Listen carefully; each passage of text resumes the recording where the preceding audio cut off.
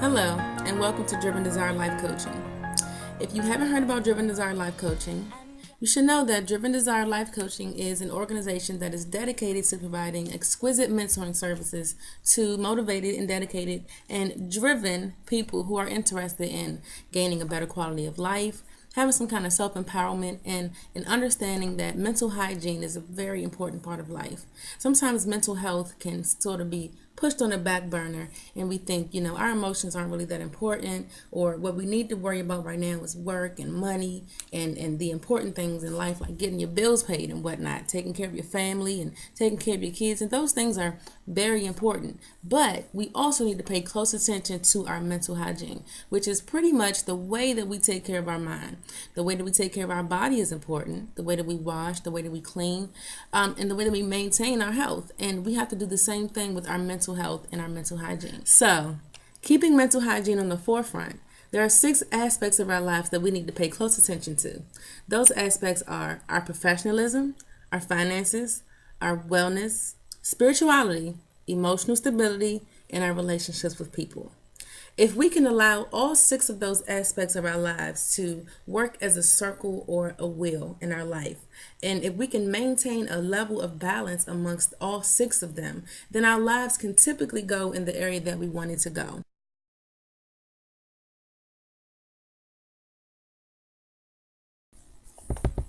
So, today we're going to focus on the wellness aspect of our wheel of life as a means of getting that ball rolling in the right direction, the direction that you want it to go in. When it comes to wellness, there are 3 different areas that we need to pay attention to, and that is physical wellness, mental wellness, and emotional wellness. Now, let's start off with mental wellness. What is the difference between mental and emotional wellness? Well, I'll tell you. Mental wellness is our cognitions, our thoughts, and our thinking patterns that affect our everyday dwellings, that affect the way that we respond to people, that affect the way that we behave, and can sometimes affect the way that people even receive us. For example, if you tell yourself negative things every day, then you're going to think negative things about yourself. If you say, I suck, and I'm never going to amount to anything, or I'm just not good enough, then chances are you're going to feel like you suck. You're going to feel like you're never going to amount to anything, and you're never going to feel like you're good enough, even when you're competing with everybody every day and you're doing well. You have to get to the point where you can look at your accomplishments and say, you know what, job well done. You have to be able to praise yourself. You have to give yourself that positive self-talk, okay? When we're talking about positive self-talk, it's what we call a self-verbalization. And self-verbalizations are very, very important. We do it every day. And if you're going to talk to yourself in a negative aspect, a negative way, you're only going to be able to respond negatively. So the next time you want to say, that was stupid of me, or I shouldn't have done that, try to flip it. Try to do something called thought stopping and stop that initial negative thought and place it with an alternative positive comment that you can tell yourself. If you do, I guarantee you'll feel good. And some different alternatives that you can put in place to assist yourself with this is to sort of look up some quotes that you might like, or practice self-affirmations every day in the mirror. Just look in the mirror and say, you're gorgeous, or you're smart, or you're going to amount to something, and you're going to be somebody. You're on your way to the top. Whatever you have to do that. Now, as it relates to our emotional wellness, we have to pay attention to the environments and the relationships that we put ourselves in.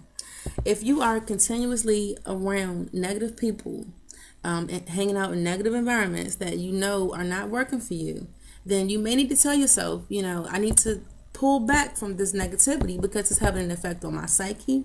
It's having an effect on my emotions, on the way that I feel about myself, and maybe on the way that I feel about others. Sometimes our emotions can play tricks on us, and we don't necessarily know what they mean or how to respond to them.